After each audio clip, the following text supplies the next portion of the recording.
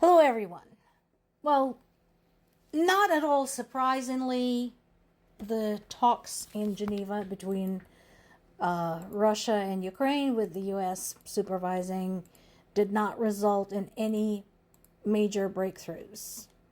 I don't know what anybody else was expecting, but I'm not surprised at all. I'm just sad that all this time is being wasted basically attempting to negotiate with a terrorist nation like Russia.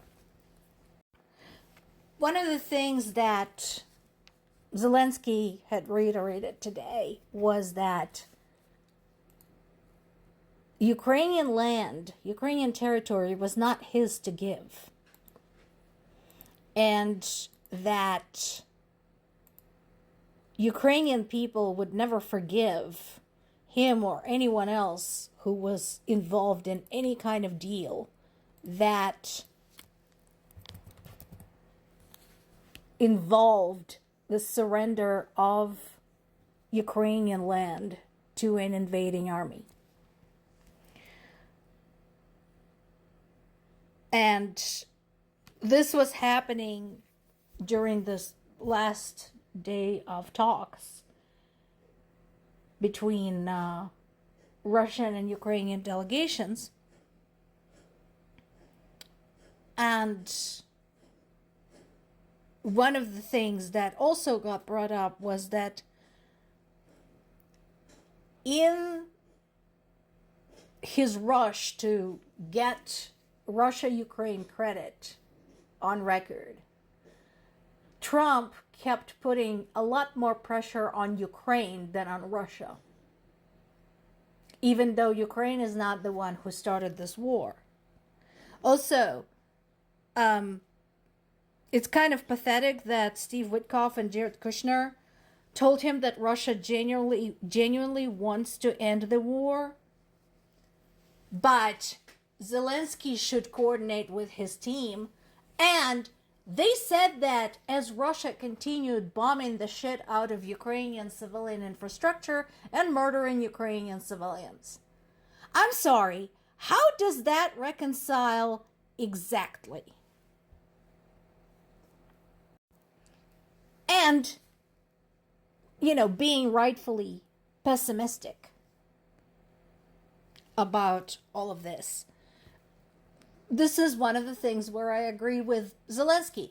He accused Russia basically of stalling and dragging out this whole process, pretending like they want peace, while in fact continuing with their own agenda. Because that's exactly what is happening. It's obvious. Now, one of the things Zelensky also told reporters was that he saw that some groundwork has been done. I think he's just being nice.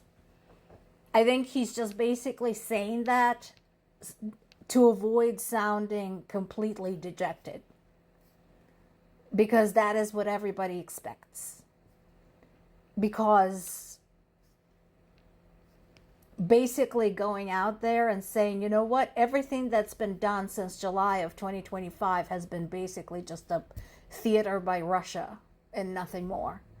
That would upset people, and Ukraine still needs international support. He mentioned that some military and political questions have been discussed, including a potential ceasefire. And again, we keep going back to the ceasefire, even though we know Russia is probably going to break it. But here's the thing. And this is, again, where he is correct, and he is being correctly advised by his military leadership. A ceasefire is something that the military knows very well how to monitor. And this is something that Ukrainian military has been very well prepared for in terms of what to do when Russia breaks it. So, yeah, that can be discussed reasonably safely.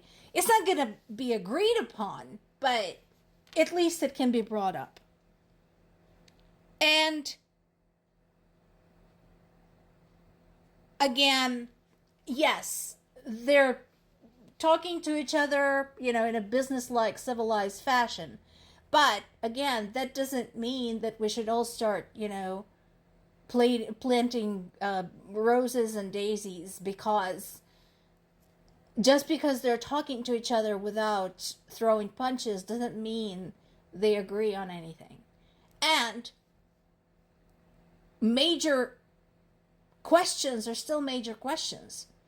The territory, the atrocities, the reparations, the kidnapped children, the treatment of POW, that is all out there still. And as I said in the past, Russia insists that they should not be kept responsible for any of this stuff.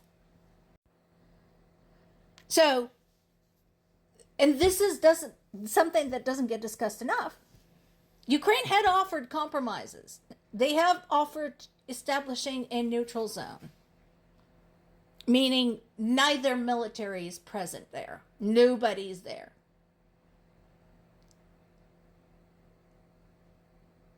They have offered inviting foreign advisors and observers. That's been discussed. And security guarantees have been brought up over and over again. Russia had accepted none of that. They don't want a neutral zone. They don't want a demilitarized zone. They want to take whatever territory they want to take, and they want it now. They have rejected the idea of the foreign observers. They only want their own observers, or the UN observers that will be under Russian control. And they've already said that in terms of security guarantees, any foreign troops present on Ukrainian territory will be considered enemy troops and will be fired upon. How do you negotiate with somebody like that? Basically, the message we keep getting over and over and over from Russia is, yes, we came to invade this country. Yes, that's the way we like it. And yes, we want to get away with this. It doesn't matter how much pressure Trump puts on Ukraine. Ukraine is not for sale. Ukraine is not going to surrender. Ukrainian people are not interested in having to live under Russian heel again, because we've done that. Been there, done that, not interested. And it doesn't surprise me at all that Trump basically is leaning toward Russia because, as I mentioned in the past, Russia's policy in all of this is that of an abusive ex. It's the guy who refuses to go away. It doesn't matter how many restraining orders he gets, you get from him. And considering what we know about Trump, yeah, that strategy works just fine for him. Keep pummeling and maybe somebody will give in. It doesn't work like that.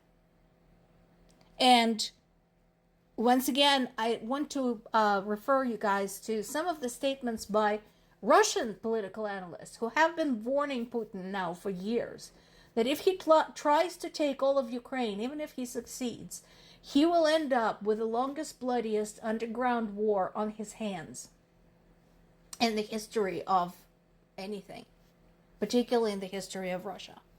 And that he will be losing much more by trying to hold on to Ukraine than by walking away from it. More to come.